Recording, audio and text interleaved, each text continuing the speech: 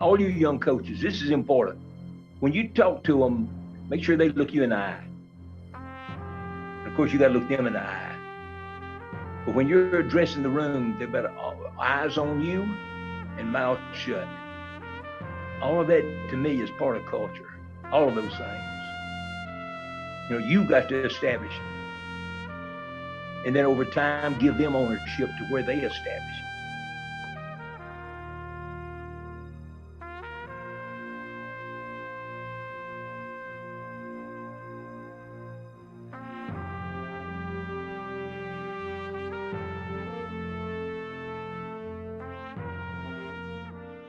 College and in pro football. And he believed in explosive training and with free weights. And so I just figured that was the right thing to do. And luckily, over time, his beliefs were reinforced by everything that I learned subsequent to Mr. Roy's passing.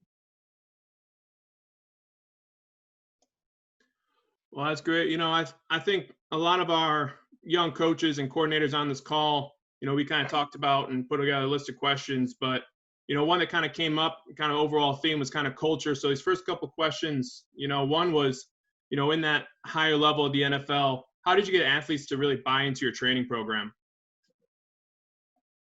Coach, I was a little bit lucky in that, I was a lot lucky in that when I went to the Giants, my first NFL job, I had just been to Russia. And that was a big deal back then because that was supposedly, you know, all their knowledge and research was mysterious and we didn't supposedly know anything about it. And so players were really interested in what I had learned in Russia, and they were interested in adopting those principles. Because after all, they were coming off a 3-12-1 season. So they were very receptive. And then I had some very good players that bought in right away, and that really, really helped. Then later in my career, I'd done this for a while and been fortunate enough to be with some good teams. So players figured that if I'd been around that long, I might know a little bit about what I was talking about. Also, I think this about getting players to buy in. What's really important is having a head coach that supports you. That's critical. You don't have that, you can have the greatest ideas, greatest program, everything, and you're not going to be very successful. So I think those are the, I wish I could give, here's something that maybe might be of interest. It's this: when I went to San Francisco, I succeeded a coach who'd been there for a long time and who had had tons of success, but he didn't have any support. So players were just kind of on their own about conditioning, about stretching and practice, about weight training, the whole deal. They would just do really whatever they wanted to do. So, and again, it wasn't his fault. He had no support, and that's the way it would be for any of us. But when I would meet new players before all-season program began, I would ask, when were you your fastest, your strongest, your most powerful, most flexible? And Coach, I couldn't have scripted any better. Every one of them said, well, in college. And then I would respond, because they just walked right into it. I would respond, well, now that you're doing this for a living, don't you think it's important to be really now at your fastest, your strongest, your most powerful? And did your training have anything to do with your being at the highest level of your physical attributes in college? And said, well, yeah, it had everything to do with it. And I said, well, why wouldn't you do it now? And again, every one of them said, you know, that makes a lot of sense. Never thought about it that way. So that was easy pickings there. You know, I think you'll see on this call, you're going to see a lot of smiles coming from Coach JD. You know, he's a big Giants fan, and you kind of alluded to in the beginning, you know, you have to have that relationship with the head coach, and you've been fortunate enough to work along a lot of great coaches, but, you know, maybe it was something that you picked really from Coach Parcells. You know, again, he's been highlighted as a coach with great success. You know, maybe kind of talk about maybe a relationship or something that you really took away from him that kind of impacted what you did in the weight room. Well, first of all, when the players were in meetings during the season, he'd come down to the weight room and work out. He would do his deal on the treadmill, and Coach Parcells was not exactly Usain Bolt. He would waddle around on the treadmill, holding on to the handles. He would say, "Oh, 30 minutes, JP, boy, that's the farthest I've ever gone in 30 minutes." I'd say, "Oh, Coach, you're doing great. You're doing great." Then he would do a little something with some white dumbbells. I would brag on him, tell him how ripped he was getting. But in all seriousness, every day it was like studying from a Pulitzer Prize winning professor.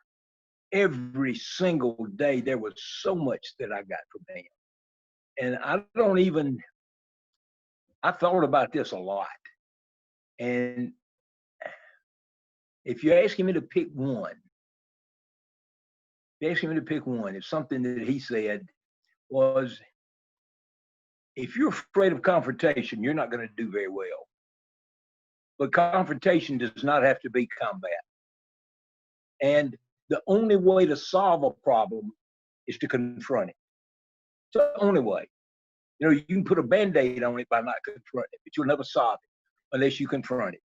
It does not have to be combative. If it's something egregious that the player does in front of the group, then you got to step on his throat in front of the group. If it's something, and you got to know the player, because you can crush some of these guys. Their self-esteem is so shallow. But ordinarily, you'd want to call the player to the office, tell him what part of his behavior was not acceptable, and then ask him if he agrees, and then ask him for a plan of how to correct it. And then ask him, can I count on him to do what he said? And if there's a repeat of the offense, then I say to him, where usually nobody else could hear, I just say, I made a big mistake with you. And I apologize. I made a terrible mistake. I thought your word was good, but obviously it didn't. Now, if that doesn't sting you, you got no pride. So all of that I learned from Coach Parcells, and it helped me. But believe me, Coach, we could talk for hours about what I learned from that man. And correct me if you're wrong, how many different NFL teams did you work with during your tenure? 4. So maybe what was some differences? We've highlighted your time with the Giants, but maybe some things that were different from one to the other, or from something like you said, you just working with Coach Parcells that you kind of took to all the other organizations that you worked with. Well, first of all, when I worked for Coach Parcells at the Giants and at New England, character was paramount. I've heard him say this 100 times. You got to have talent, but I'll take a little less talent to get the right kind of guy. And in San Francisco, Coach Mike Nolan was the same way. They had to be good guys. Coach Parcells said, to be successful in that league, your good players better be good people. Well, the only place that I worked where that was not emphasized, although there were a lot of good guys, but there were some really bad guys, was in Tampa Bay. And don't ask me to name names, because I'm not going to, but there were some really bad guys on that team. And sure enough, they were successful one year, and they hadn't won a playoff game since. No, we can leave it at that. And, you kind of discussed, if a player ever challenged you talked about kind of working with them either in the office and kind of, judging their character. But something I think that's unique about your career that you kind of discussed earlier was your trip to Russia. And, maybe if you could highlight a couple things that you really took away from that trip. I know in the book, The Systems, you highlight some of those things as well. But, how did this information kind of mold you coming back from Russia and applying it back to your training? Well, for years, I thought if they could walk right when they got through the workout, that I hadn't done my job. And of course, that's wrong. So I learned from them about variation of the volume. And then Mr. Goldstein, who we reference heavily in the book, who really taught us the specifics of this system. It's not intensity that causes a problem. It's volume.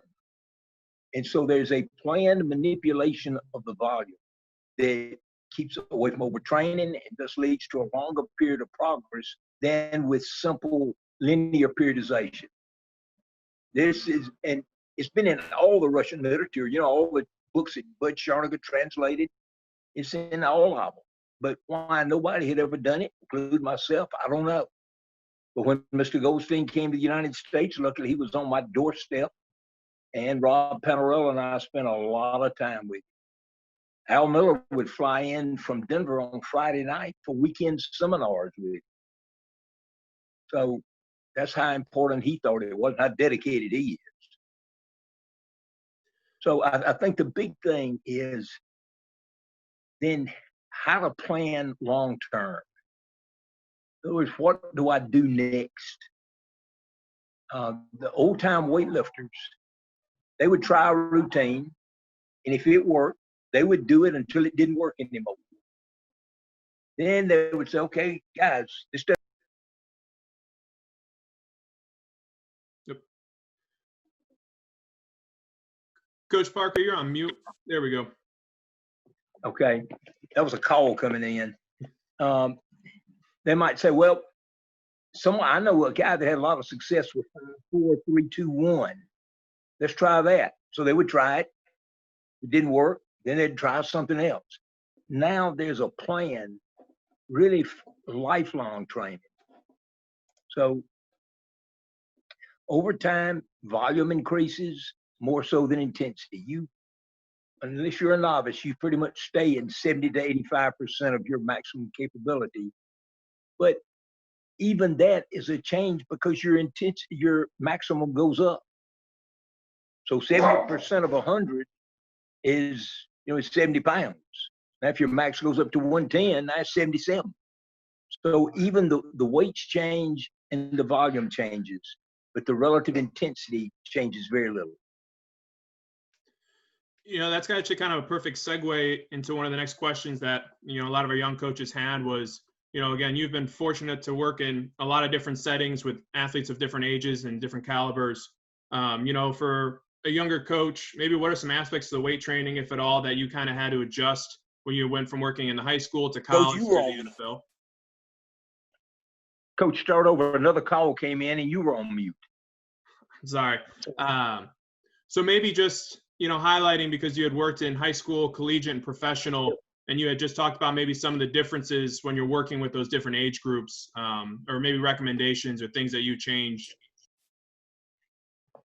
Coach, the biggest difference in training a high school player and a college or professional player is volume. College players can do more work than high school players, and professional players, because of their physical maturity, can do more work than college players. That's the biggest difference. It's still, for any sport that I have had any association with, free weights are the preferred methodology by far. And the two exercises that I know are productive for any sport are squats and cleans. So the biggest change, and I've trained just on a limited basis, but I've trained swimmers, and within 6 weeks, there were 4 of them, they were all setting PRs. One became a 2-time state champion, trained a golfer. He added 15 to 20 yards to his drive. 2 little volleyball girls, they added 6 inches to their vertical jump in 6 weeks. And it was really the same stuff we did with football, just adapted the volume according to their prior experience. Coach Parker, this is William Alley here from Indiana University. It's good to see you. I remember when we first met, you told us a story about just kind of walking through your life, and one that stands out is a story you told about a young girl that was trying to get on the basketball team. Can you just give us kind of an iteration of that story and some of the lessons you learned with some of those experiences? Okay, Coach, this is hard for me. And you're laughing. It ain't hard for you. It's hard for me. But anyway, I see how you are, Coach. Anyway, in Mississippi, salaries are so low that men that teach usually have to coach. I wanted to teach. I had no interest in coaching. But one of my assignments was 7th and 8th grade girls basketball. I never played basketball, didn't know anything about basketball.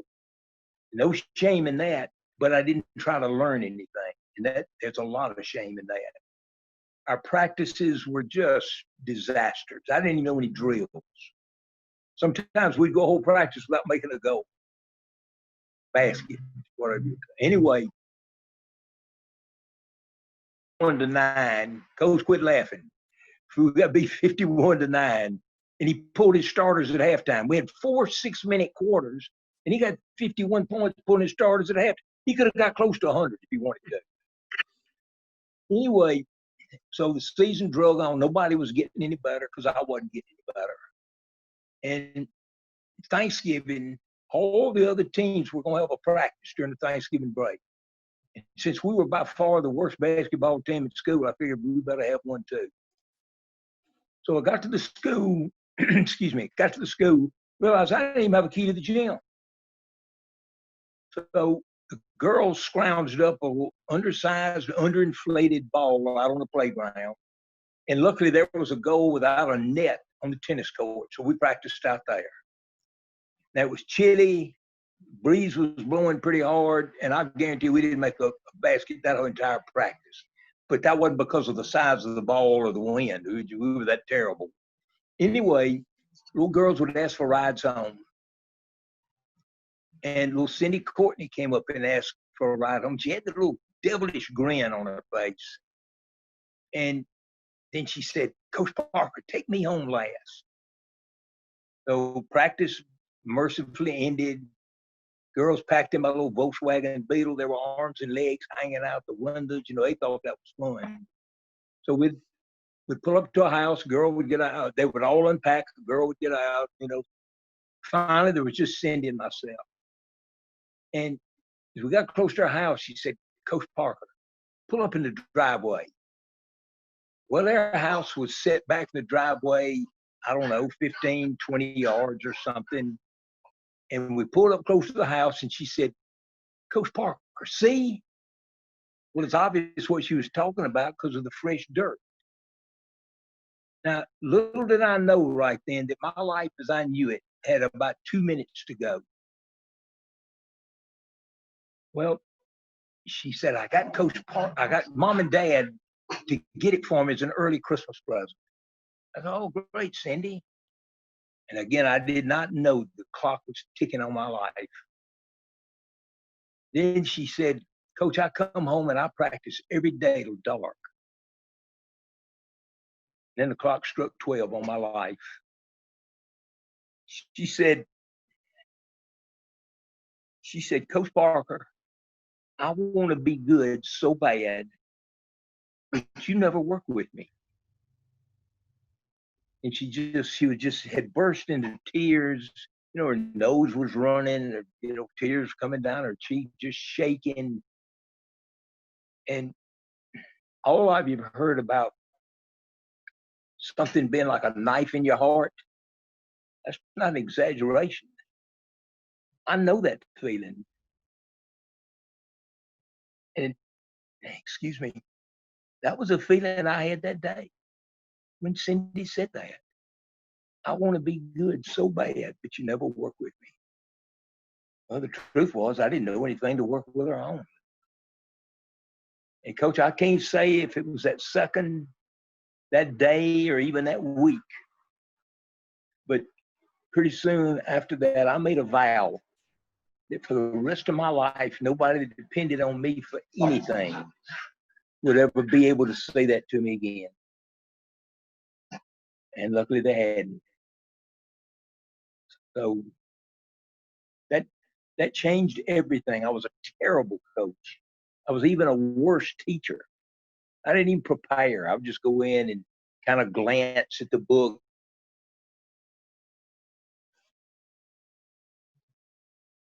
You're on mute, Coach Parker.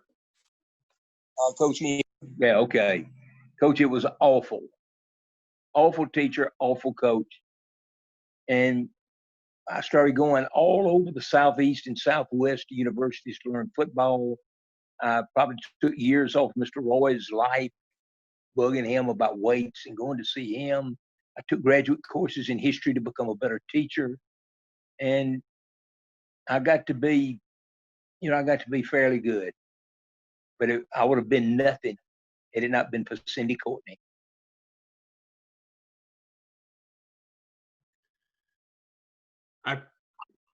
Go ahead, Will.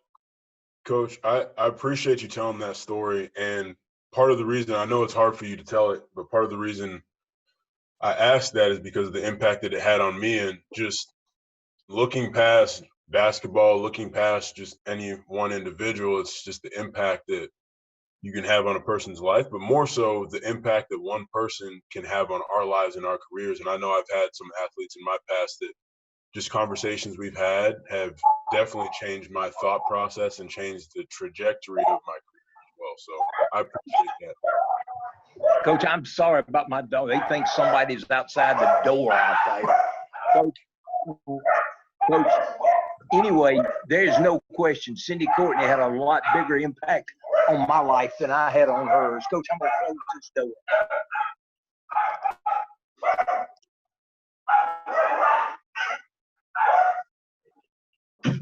Now, hopefully that'll drown out some of the sound. Coach, she changed my entire life. You know, up until then, my life, I'd just been breathing oxygen. It could have been better used by other people. Anyway, if I was any good, it was because of Cindy Courtney. And she knows it. Told her many times. Coach, that happened, I think, 50 years ago. And it's still hard for me to get through it telling that story. So anyway, Coach, that's it. I definitely appreciate you telling that, Coach. Thank you, Coach. Thank you for your interest. I'm glad it had a little meaning to you.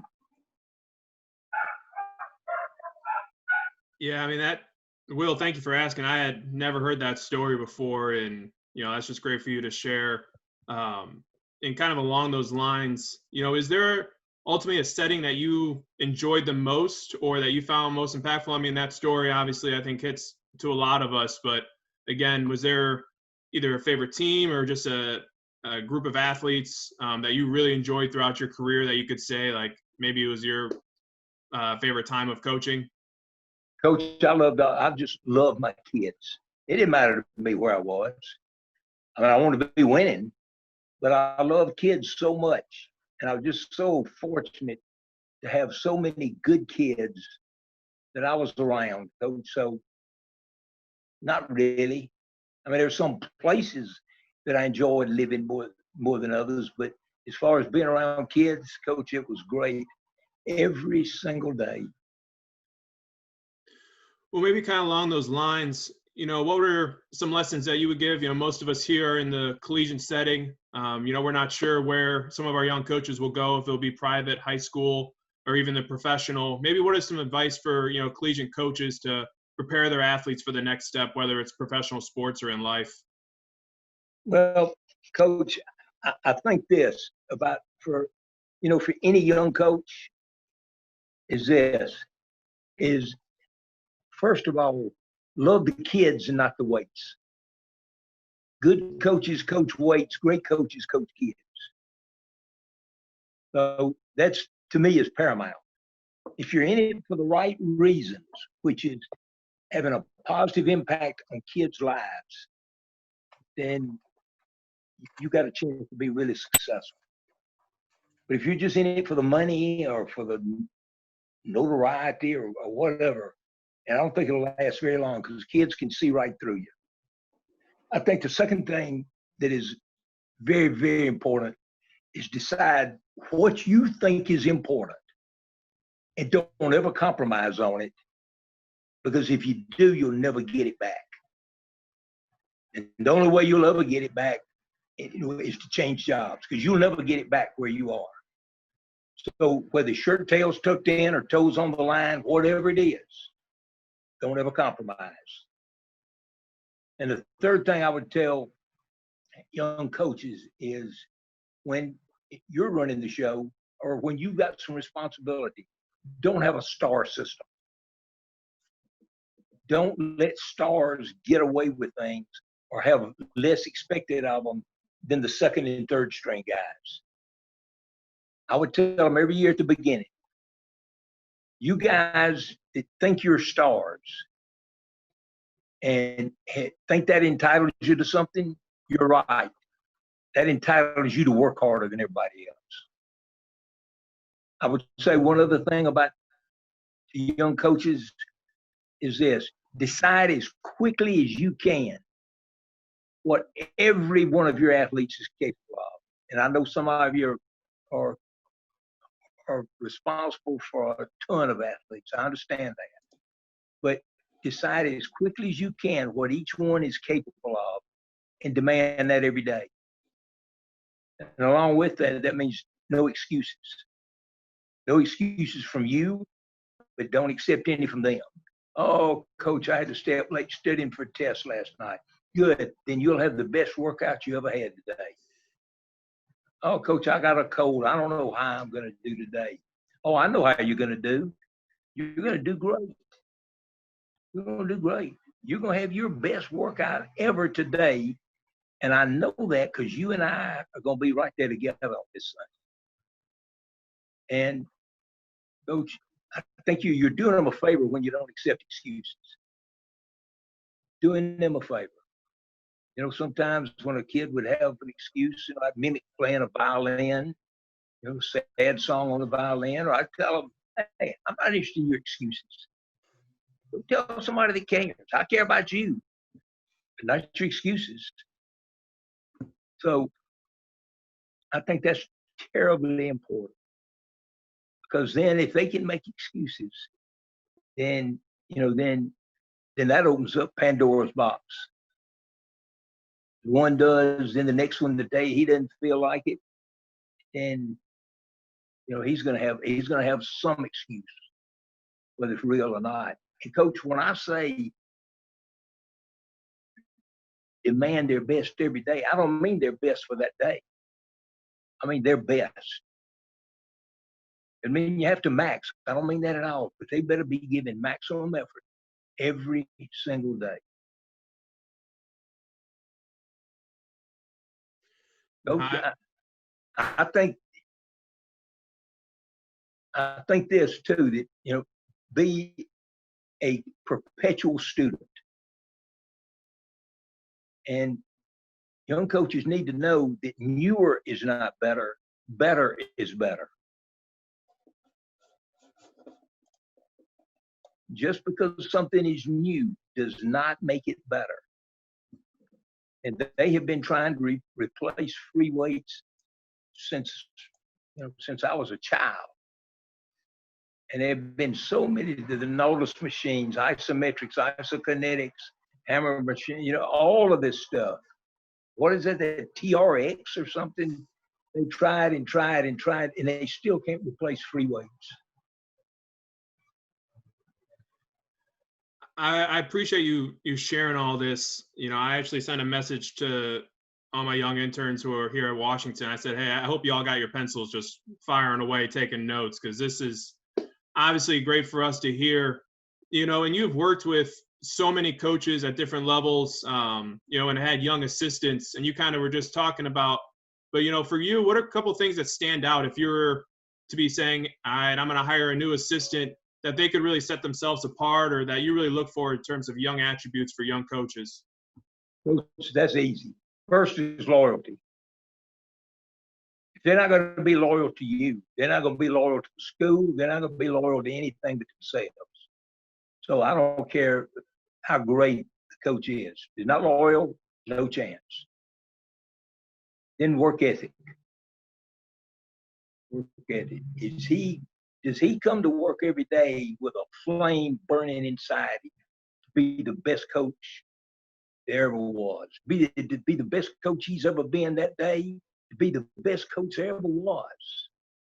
You know, don't satisfy. You know, the greatest enemy of great is good. If you're content with being good, you'll never be great. So they have got to, not, you know, work ethic, just, you know, that could be just putting in a lot of time. I mean, actually doing something. And then third would be their technical knowledge. But if they have the work ethic, you can teach them or put them in an environment where they can learn what you want them to know. But the deal breaker. The two deal breakers are loyalty and work ethic. You know, for you throughout your career, and now as young coaches kind of get in the field, are there maybe a couple coaches that you would recommend in terms of just seeing how they've progressed through their career or trying to follow some of their work that you would say would still be, you know, obviously really knowledgeable, or for young coaches to kind of go and follow and listen more from? Well, my good friend, a very close friend, Al Miller, who was a strength coach of the Broncos, the Giants, the Falcons, ended his career with the Raiders. He was a great coach, and I've stolen more from him than any thief in history. So he is a great, great coach and a better person. He lives in Monroe, Louisiana now in retirement. And he has a new job. He's trying to reduce the surplus wildlife and fish population of Louisiana. So he is hunting and fishing a lot. That's his mission.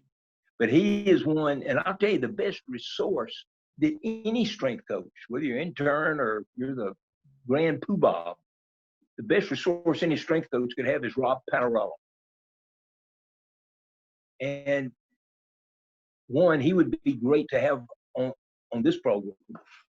And he is a certified athletic trainer. He is the best physical therapist in America, bar none. And he was a strength coach at St. John's University, the head strength coach for 10 years. He's traveled to Russia. He did all of the things with Mr. Goldstein that I did. He would work all day and then come to Staten Island to meet with Mr. Goldstein. And Rob, I'll just give you an example of how good this guy is. He consults all over the world. There are athletes all over that either go to him or are sent to him. But he was consulting at a major university, big time university. And the strength coach said, well, while you're here, we've got a player whose shoulder was repaired 12 months ago. Well, he can't get his hand higher than his head. Would you look at him and see if there's anything you can do? In 10 minutes, Rob had him reaching full arm's length away. And believe me, he was in a big city with superb doctors. A university had unlimited resources. And in 10 minutes, he did what they couldn't do in a year. That's how good he is. Well, yeah, we'll definitely try to have him jump on this. You know, you were fortunate to share his contact with me, so I'll try to get him lined up for one of our future calls. So I appreciate you sharing that as well. And that kind of... Coach, time out 1 second. This name is kind of sensitive right now, but I'm just telling you, a coach that anybody needs to learn from, don't go to coaches where they're getting 5-star players. I mean, anybody can coach them. Go to where they're getting 2 and 3 stars.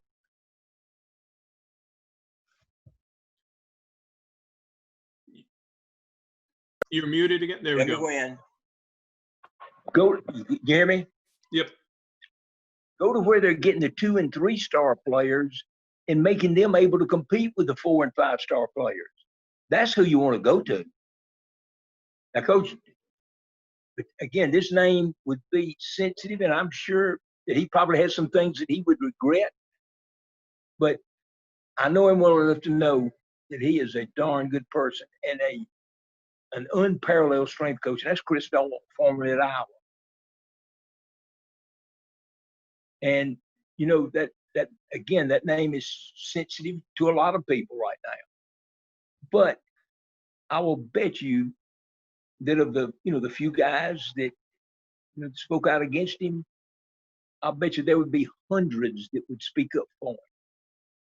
You're talking about not only his qualities as a strength coach, but his qualities as a person. So anyway, and Coach, sometimes you kid with players. Sometimes you kid with players, and in this current environment, some issues that you could kid about a few years ago, you can't kid about. So you have to be very careful. Chris had been there 21 years. maybe he got a little careless with his words and with kidding. I don't know. I don't know. But anyway, you couldn't do better than to talk to Chris Dole about developing athletes. I appreciate you sharing that list and the insight. And, I want to open this up to some of the other coordinators. If you want to unmute, if any of the coordinators during this, if you have a question maybe that came up with your groups in preparation of this, or even just from here, if you had a question, I'll open up for the coordinators real quick. And then young coaches, go ahead and still just put it in the Q&A chat. There's additional ones that you want to ask, but go ahead, coordinators, if you want to jump in real quick. Coach, this is Lainey Duffy from Indiana. How are you? Oh, I've never heard of you, never seen you before. You really need to introduce yourself. I know. Coach, I tell you what, I can't express how many times I talked to you. I mean, we were just on the phone this morning, and this man, like, when he says to reach out to him, and he will literally spend every minute of the day helping you. He's not kidding, and it's just the amount of times I've called him, and he's been there for me every minute, and just it takes the time. It's unbelievable. And so, what I want to ask you is, I know in so many conversations with you, you've said the best thing about going the extra mile is there's very little traffic. That's true. And I would like you to elaborate on that a little bit, because I preface that with again that, like, how many coaches in this room right now that have your number and call you and legitimately have a relationship with you, let alone how many more there are across the country. And I want to help kind of get people to understand your psyche and what makes you you, and to think of what everything it's taken to kind of get to the place that you're at, and how much time it takes that you take to pour into others. Well, how did me get to be me? A lot of mistakes. That's a big way. Good judgment comes from experience, and experience usually comes from bad judgment. And this deal about the good thing about going the extra mile is there's very little traffic. Well, I'm tell you, let me make that relevant to, say, these young interns. Do the jobs that nobody else wants to do. Volunteer for those jobs. Doesn't matter what it is, if it's got nothing to do with strength and conditioning, even if it's going to get your boss coffee, whatever it is, cleaning the mirrors, sweeping the floors, washing the towels, anything. Volunteer for the jobs that nobody else wants to do. Don't wait till they assign those jobs to you. You volunteer for them. You volunteer for them. And then realize, whether you're an intern or no matter where you are on the scale, the job you're doing, you better treat it like it's the most important job in the world. Is it as important as being president of the United States? No, but it better be to you. It better be to you. And you've got to treat this job, even though you're an intern, and of course you want to move up, but you better treat it as though it's the last job you'll ever have. Because if you do one job with one eye on the next job, you won't do the job you got very well, and chances are you won't get the next job. So I don't know. I don't know if that's what you wanted or not, but that's what came from my heart.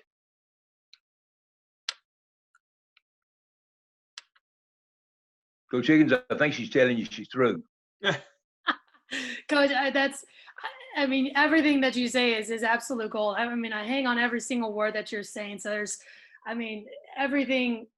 not anything that is right or wrong. It's your experiences are invaluable. And I know I cherish every minute that I'm able to spend with you, and you take the time for. So I just want to take the time to have everyone, or just speak for everyone, and thank you for everything you do. Thank you very much, Coach. Coach Higgins, let me say this, that let's limit this to questions with no testimonials. Coach Deppie had about 2 minutes of testimonials and 10 seconds of questions. So I'm glad you can't see how I'm embarrassed she made me. But anyway, let's continue. Addison, let's go ahead. Why don't you go ahead and ask your question?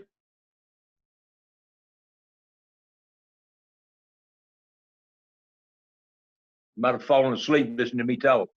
Oh, sorry, I was on mute. But my question was, how did you adapt your training program for professional athletes to make them still improve versus beginner athletes who can do something more basic? Okay, again, the biggest thing is volume. More exercises, more total repetitions in a day. More running. That's the biggest thing. I think this too, that with beginners, you've got to teach. If they're doing a clean that looks like a reverse curl, you can say you're doing cleans, but you're not.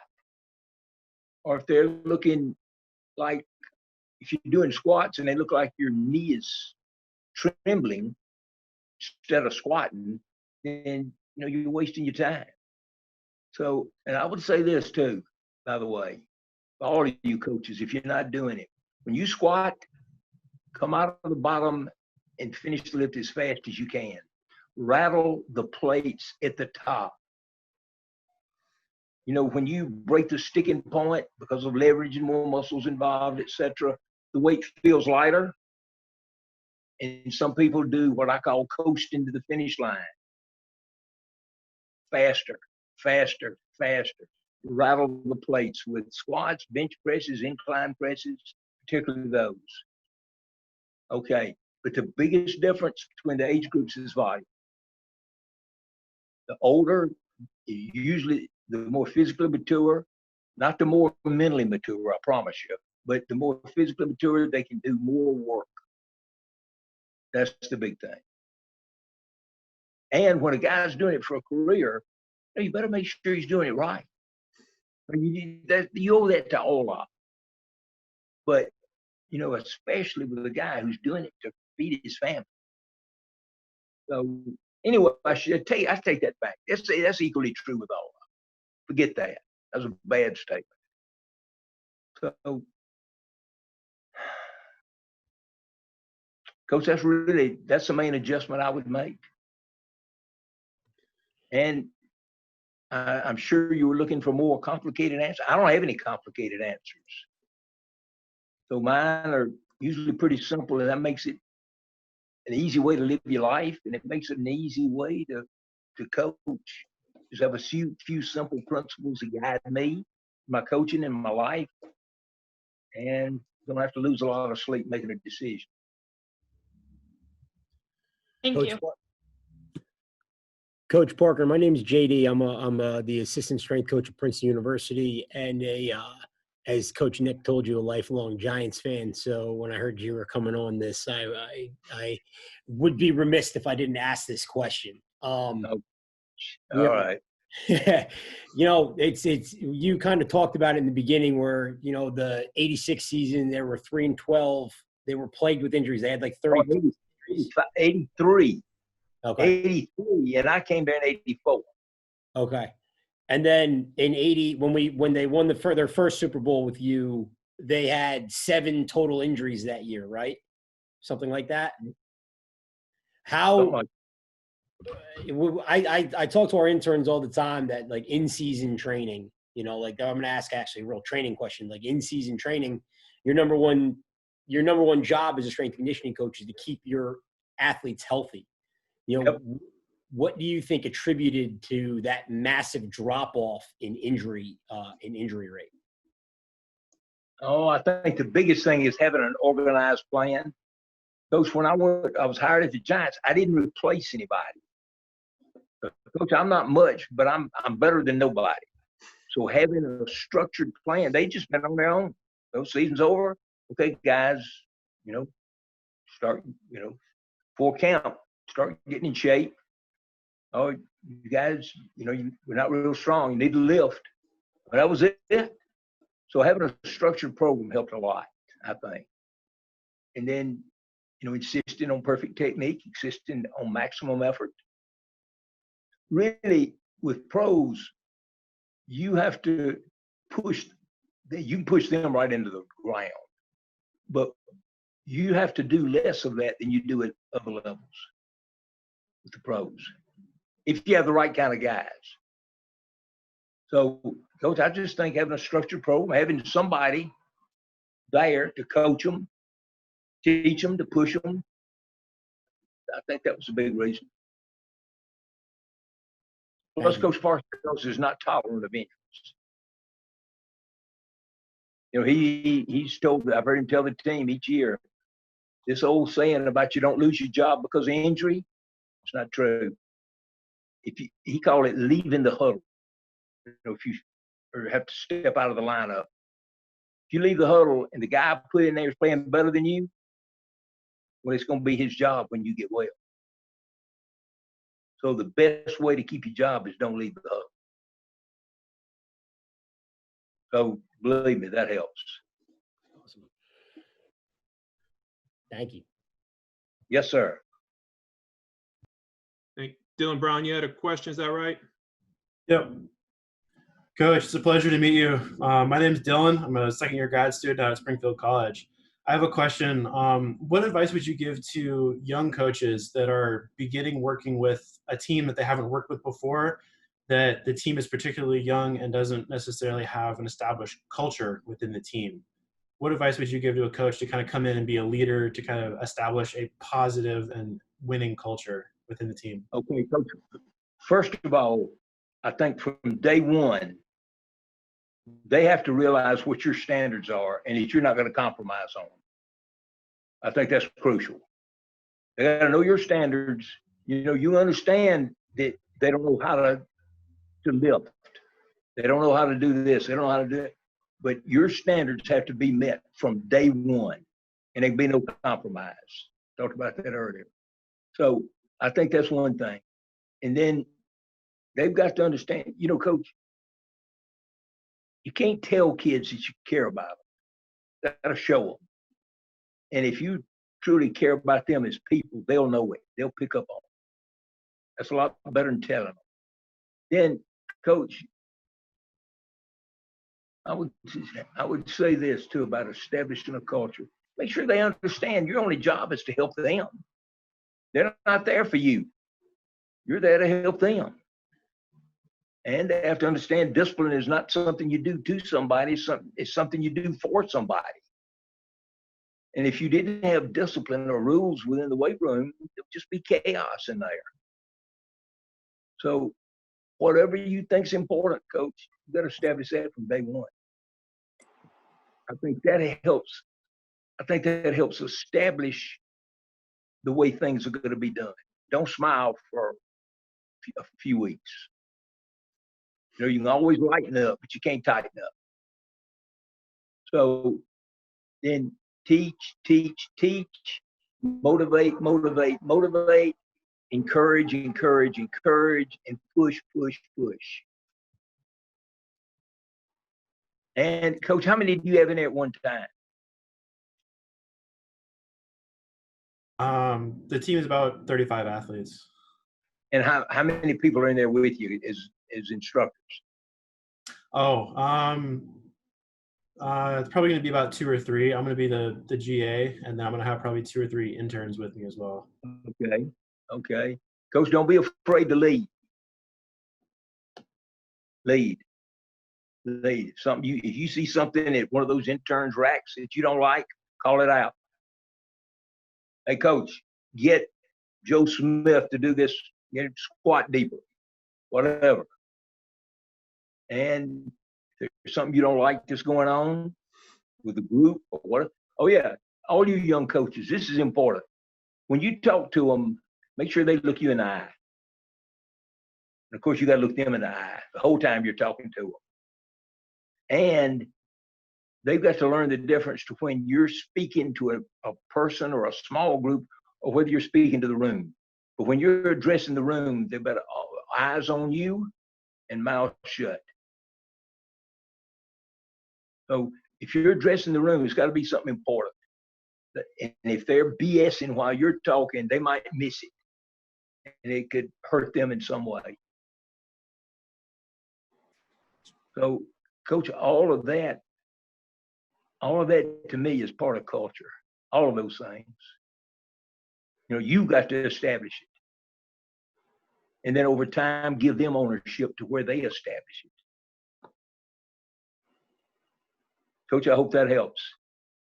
Absolutely. Thank you so much, Coach. Yes, sir. Hey, Coach Parker. My name is Reggie. I'm an intern at Arizona State. I'm going to be going into the high school realm, and my question is for you is any experience or any advice for teaching young athletes, just anything in the weight room and best way that you felt is the best way to approach it? First of all, have the fewest coaching cues possible. And coach, don't give them a cue in the middle of a rep. Let them finish the rep or catch the clean or whatever. But, you know, most of the exercises that I believe in are done too fast for you to coach in the middle of a rep. So if it's bench press and there's something you don't like, have them rack the bar, tell them, show them, and then give them the bar back. But I would start with just a very few exercises and master them before you venture out. Coach, if you did squats, cleans, and military presses, you'd have a darn good program. Of course, plenty of abs. You'd have a darn good program. So get good at what you're doing before you venture into something else. And don't get discouraged on a cue. In other words, if a kid is not getting it, don't start throwing other cues out there. Stick with your cues. And then, Coach, one thing, you know, all of you young folks have cell phones with you. You take them in the shower, probably. Can't do without y'all's cell phone. Go to YouTube. Show him a video of somebody doing that exercise correctly. And then show him how that's, then video it. And then ask him to look at his video or her video and the video of the YouTube athlete and ask them what's different. It's one thing for you to tell them, but it's more important that they know and they can tell you what they're doing different or wrong. Coach, that's exactly what I would do. I believe if they don't have any history, is that correct? They're complete novices? Yes, correct. Okay, I would start with just the most fundamental result-producing exercises. And since they are novices, Coach, it's even more important to do exercises that work as much of your body at one time as possible.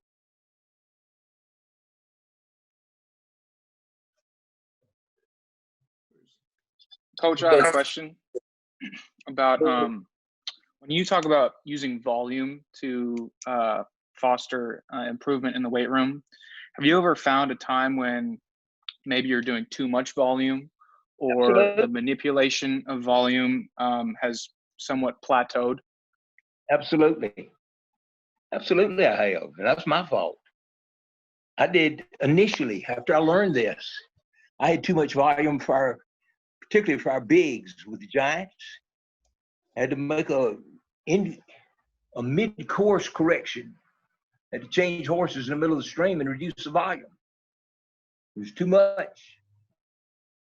So absolutely. And Coach, don't be afraid to say I was wrong. You know, if you find that you made a mistake, admit it. Or if a player asks you a question you don't know, tell him, I don't know, but I'll know by tomorrow. They respect you a lot more when you admit your mistakes.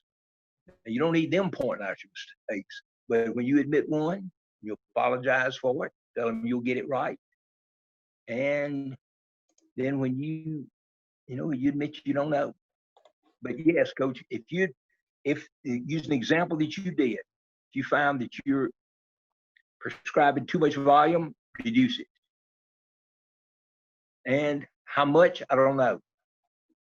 Depends on whether you're just killing them or whether they're just struggling or what. You got to give them time to adapt to new workloads. But, you know, Coach, I'm sorry, but that's part of the eye of the coach. But I would reduce, if you are torn between reducing the volume 10% or 20%, reduce it 20%. If you're going to be wrong, always be wrong with less. Thank you. Yes, sir. John, you can go ahead. Hey. Yep. Coach, I've read your book. I'm a huge fan. Love the book. One thing that I really liked in it when you talked about like your in-season intensity and how you used auto-regulate or self-regulation to determine workloads and intensities and things like that. I'm just curious, how did you go about implementing self-regulation with your athletes in season to try to keep the intensity high and continue to build through the season without causing too much fatigue? Well, Coach, it's volume that causes fatigue, not intensity. So we have a strict handle on the volume. So, Coach, then I let them go from either the first or the first two sets. I let them choose their own weights. But you got to have players you can trust. Trust that they're going to, really try. And then you got to trust their judgment. You don't want anybody, because they compete. They compete with each other. And so you don't want somebody going 135, 145, 155, 335. They're saving up for one big set. You don't want that. So, and then you have to explain to them about why you're doing this. And then you've got to see once they start to get heavy, you've got to see as much of that as possible. For instance, if it's a clean and that thing is a real struggle and the bar is moving slow, stop them right there. Stop them right there. Doesn't matter what the percentage is. Slow cleans are a waste of time.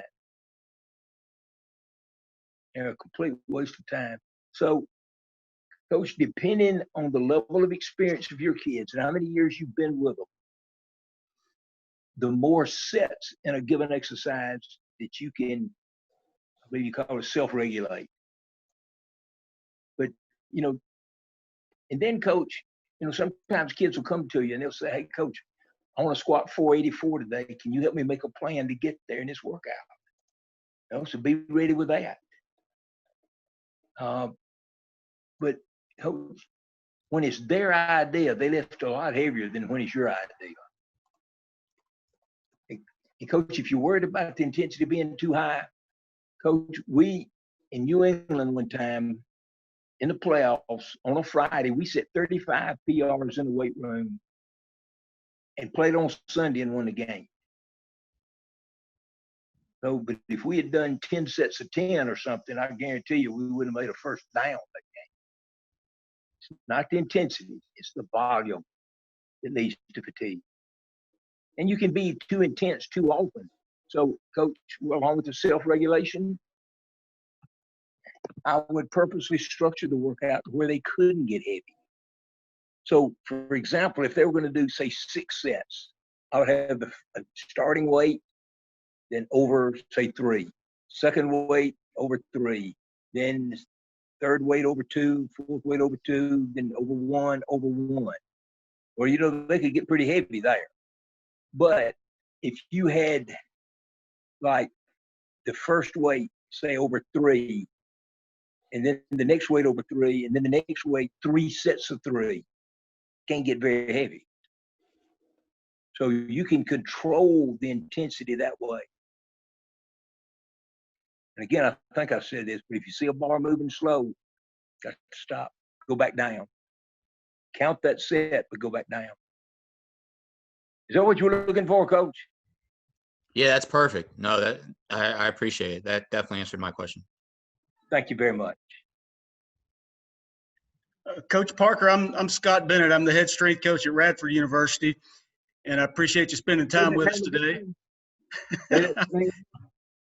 I did have a question for you. It is, as many different levels as you've coached at, and as much time as you've spent at the professional level, what's the difference you've seen physically and mentally from the athletes through your time of coaching? How have they changed both physically and mentally? Coach, they hadn't changed much mentally now. They hadn't changed much. Coach, pro football players are bigger, stronger, richer, but not necessarily more mature. You'd be amazed at some of the silliness, and I was right in the middle of it. It goes on in pro football, just joking and kidding. You got to have a thick skin in pro football. But physically, I don't see as many fat guys as I used to. But now, I think a lot of colleges and pro teams, particularly colleges, are getting players too big. You know, it's gotten to where now a lot of colleges, if you open your mouth to ask a question, somebody's going to jam a protein shake down your throat.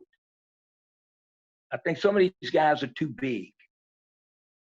And that's something that I've seen, not necessarily fat, but sometimes you add muscle that you have to carry and not weight that carries you. I'd say that's probably the biggest thing. Oh, yeah, here's another thing. I don't know what a lot of strength coaches are doing, but I'll see teams, maybe more so in the NFL, player will be in for 2 plays, and then you see him, he's wagging his fingers, wanting a substitute in for him. You know, he catches 2 balls, or he runs 1 go route, or carries the ball 2 times. He's asking for a substitute. So, again, I have no idea what mindset among the coaches allows that to exist. Well, Coach Parcells, that was not tolerated. It shouldn't be. But that's the difference I see. Coach, would you say with that in mind, I hate to say that, or ask the question, do you think that strength coaches have become their own worst enemy by everybody getting bigger, faster, and stronger? Or is that just a byproduct of the competitiveness of the game?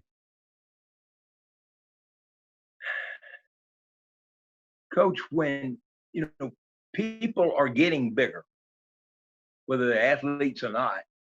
I remember one of Coach Bryant's, maybe his first national championship team at Alabama in 1961, he had something like 6 players that weighed 200 pounds on a whole team.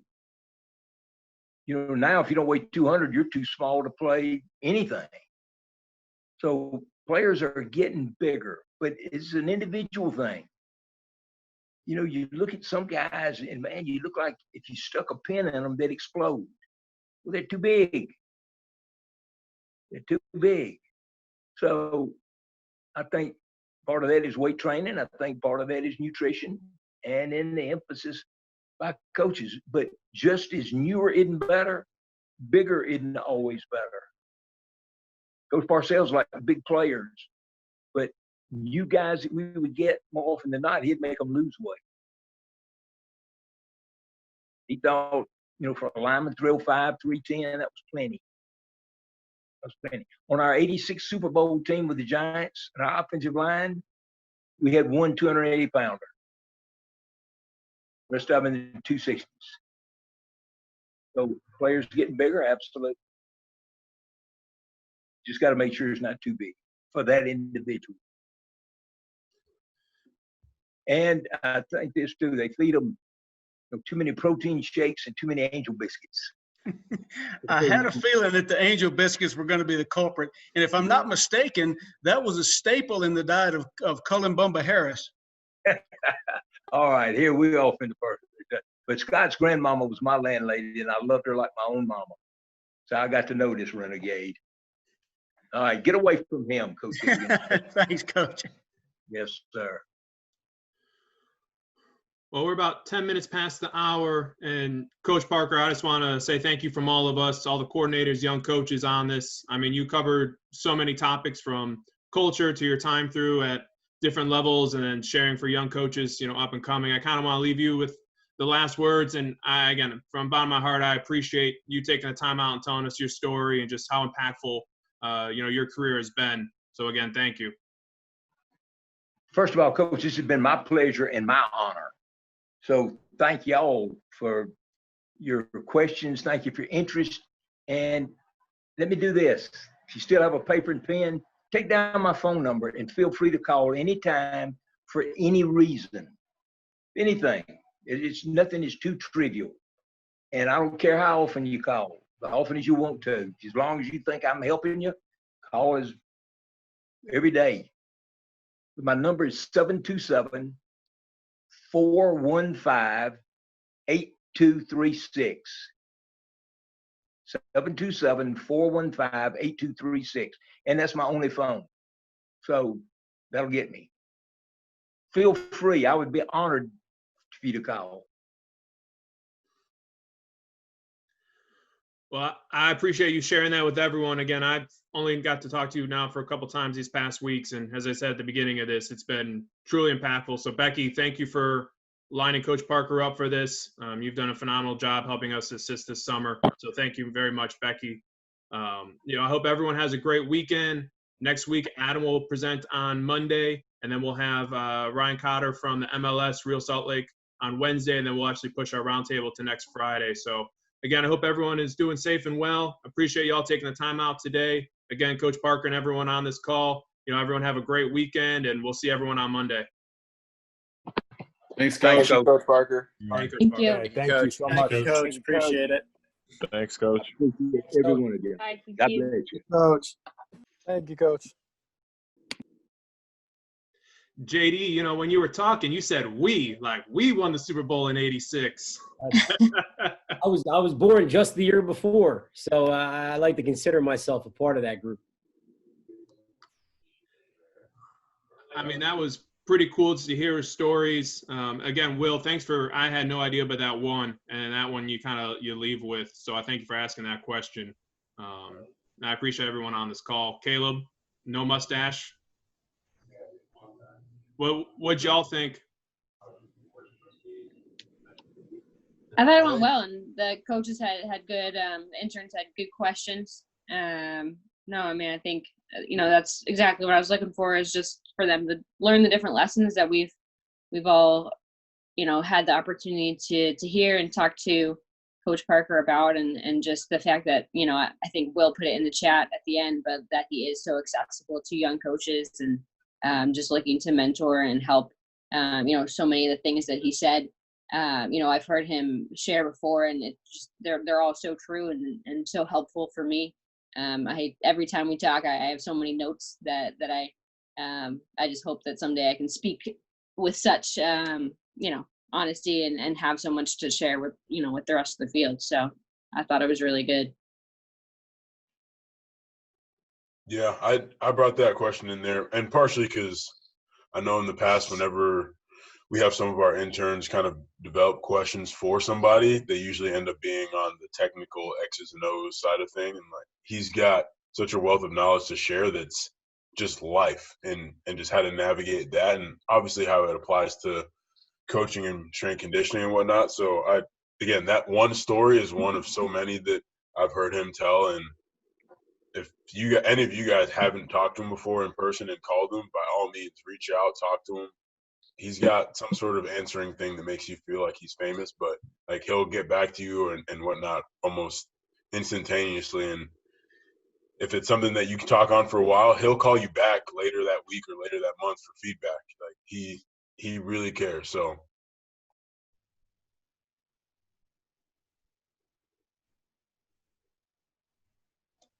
Great. Well, again, I hope everything went well this week with your individual groups, with your interns.